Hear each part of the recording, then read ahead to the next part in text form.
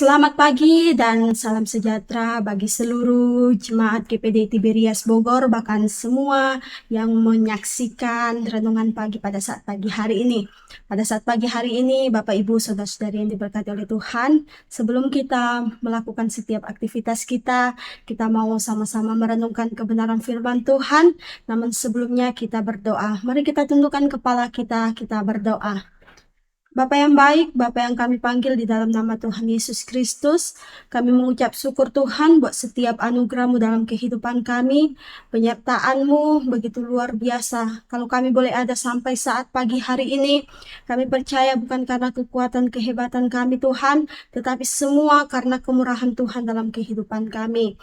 Dan saat pada pagi hari ini Tuhan, sebelum kami melakukan aktivitas kami rindu merenungkan kebenaran firman Tuhan. Biarlah kebenaran firman-Mu boleh menjadi kekuatan di dalam setiap kehidupan kami. Terpujilah Engkau Tuhan, kekal untuk selama-lamanya. Ajar kami mengerti akan kebenaran firman-Mu dan memahaminya dalam kehidupan kami. Ini yang menjadi doa ucapan syukur kami di dalam nama Tuhan Yesus Kristus. Kami sudah berdoa mengucap syukur. Haleluya. Amin. Puji Tuhan, Bapak Ibu Saudara-saudari yang diberkati oleh Tuhan. Pada saat pagi hari ini kita akan sama-sama merenungkan kebenaran firman Tuhan yang diberi judul Persekutuan adalah hal yang diinginkan Tuhan. Puji Tuhan, mari sama-sama kita buka ayat pokok kita yang terdapat di dalam Kisah Para Rasul pasal yang kedua, ayat yang ke-42. Begini firman Tuhan. Mereka bertekun dalam pengajaran rasul-rasul dan dalam persekutuan, dan mereka selalu berkumpul untuk memecahkan roti dan berdoa. Bapak Ibu Saudara-saudari yang diberkati oleh Tuhan, kalau saya melihat di dalam Kamus Besar Bahasa Indonesia, persekutuan adalah persatuan atau perhimpunan atau ikatan orang-orang yang sama kepentingannya. Sedangkan di dalam kekristenan sendiri, persekutuan adalah perkumpulan orang-orang percaya yang percaya kepada Yesus Kristus sebagai juru selamat dalam kehidupan mereka. Dalam Kisah Para Rasul pasal yang kedua ayat yang ke-42 ini, di sini kita melihat Lukas menekankan beberapa hal seperti pengajaran rasul-rasul, dan salah satunya adalah persekutuan yang akan kita renungkan atau kita bahas pada saat pagi hari ini. Sesuai dengan tema kita adalah persekutuan adalah hal yang diinginkan oleh Tuhan. Bapak Ibu Saudara-saudari yang diberkati oleh Tuhan, kita tahu bahwa dalam misi GPDI Tiberias Bogor, salah satunya adalah persekutuan, yaitu mewujudkan persekutuan anggota jemaat dan dalam komunitas keluarga besar GPDI Tiberias Bogor. Dan pada saat ini kita akan membahas beberapa hal yang akan kita pelajari bagaimana agar persekutuan adalah hal yang diinginkan Tuhan itu boleh kita lakukan atau kita aplikasikan dalam setiap kehidupan kita. Yang pertama adalah dalam persekutuan harus terjadi hubungan yang saling mengasihi. Bapak Ibu Saudara-saudari yang diberkati oleh Tuhan, kalau kita bisa melihat, kita ketahui bahwa jemaat mula-mula adalah jemaat yang penuh kasih satu dengan yang lainnya. Dan dikatakan bahwa sebab mereka menjalankan apa yang Tuhan perintahkan kepada mereka atau dalam kehidupan mereka. Kita coba melihat di dalam Yohanes pasal yang ke-13 ayat 34 sampai 35 dikatakan begini. Firman Tuhan, Yohanes pasal 13 ayat 34 sampai 35, aku memberikan perintah baru kepada kamu, yaitu supaya kamu saling mengasihi, sama seperti aku telah mengasihi kamu, demikian pula kamu harus saling mengasihi. Dengan demikian, semua orang akan tahu bahwa kamu adalah murid-muridku, yaitu jikalau kamu saling mengasihi. Dikatakan bahwa di sini kita lihat Yesus memberi perintah dan mengajarkan kepada murid-murid agar mereka saling mengasihi. Untuk dapat saling mengasihi, maka mereka atau kita harus saling dapat menerima kekurangan atau perbedaan-perbedaan yang ada di antara kehidupan kita. Kita tahu bahwa kehidupan kita adalah murid-muridnya Tuhan, maka kita juga harus melakukan apa yang difirmankan Tuhan dalam setiap kehidupan kita.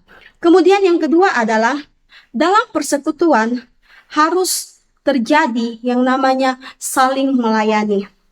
Di sini kita bisa melihat bahwa jemaat mula-mula kita dapat lihat dalam persekutuan mereka selalu mempraktekkan saling melayani atau saling mengasihi antara satu sama lain.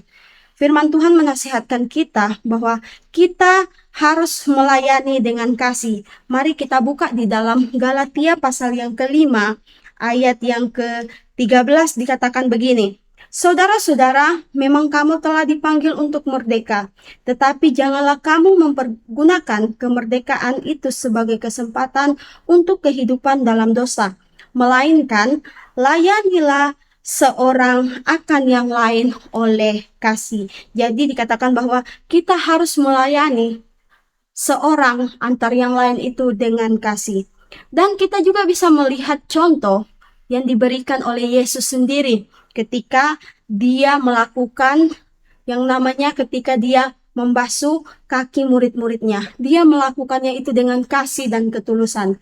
Hal ini mengajarkan kita semua yang mendengarkan renungan pagi pada saat pagi hari ini bahwa kita harus melayani tanpa mengharapkan penghormatan dan pujian. Memang Bapak Ibu Saudara-saudari yang diberkati oleh Tuhan, tidaklah mudah, tidaklah gampang, tetapi kita mau sama-sama belajar. Amin. Dan yang ketiga dikatakan bahwa dalam persekutuan kita harus saling berbuat baik.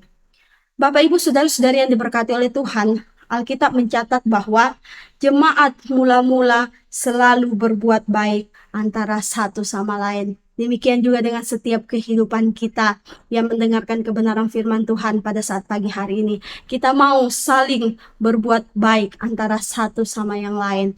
Untuk itu, lewat renungan pagi pada saat pagi hari ini, marilah kita coba lihat yang kita lakukan di hari-hari kehidupan kita. Apakah persekutuan-persekutuan yang kita lakukan itu, apakah itu sudah melakukan yang namanya saling mengasihi, saling melayani, bahkan saling berbuat baik dalam setiap kehidupan kita antara kita dengan orang lain. Dan pada saat ini, jikalau belum, mari kita sama-sama ciptakan persekutuan yang indah yang berkenan kepada Tuhan. Karena apa?